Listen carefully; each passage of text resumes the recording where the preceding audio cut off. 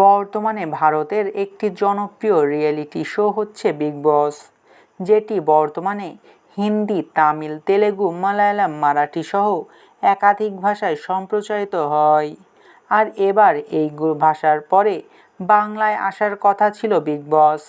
যদিও বিগ বস এর আগে 2টা সিজন এসেছিল কালার্স বাংলার পর্দায়, আর তারপরে বিগ বস বাংলা বন্ধ হয়ে গিয়েছিল।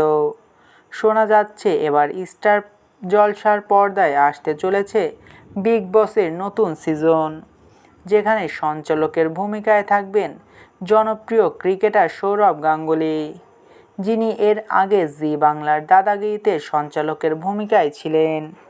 কিন্তু শুরুর আগেই শোনা যাচ্ছে এই বিগ বস সম্পর্কে দুঃসংবাদ। কি সেটা চলুন জেনে নেওয়া যাক। স্টার জলসার পর্দায় বিগ বসের প্রথম টিজার লঞ্চ পাওয়ার পরেও নাকি আসতে নাও পারে বিগ বস। কিন্তু কেন এমন হতে চলেছে? বলে রাখি, বিগ বস বাংলার বাজেট অনেক হাই, কিন্তু বর্তমানে যদি দেখা যায় তাহলে বাংলা ধারাবাহিকগুলোর টিআরপি খুবই লো। বেঙ্গল টপার ধারাবাহিকগুলো টেনে টুনে 5+ টিআরপি পাচ্ছে, আর সেখানে বিগ বস বাংলার বাজেট হাই হওয়ার কারণে যদি এগুলো তেমনও টিআরপি পায় তাহলেও এটা লস হয়ে যাবে।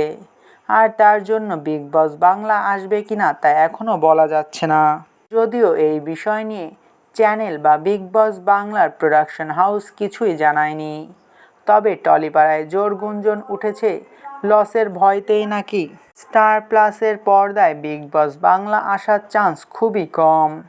আপনার এই বিষয় নিয়ে কী মতামত তা অবশ্যই কমেন্ট করে জানাতে পারেন।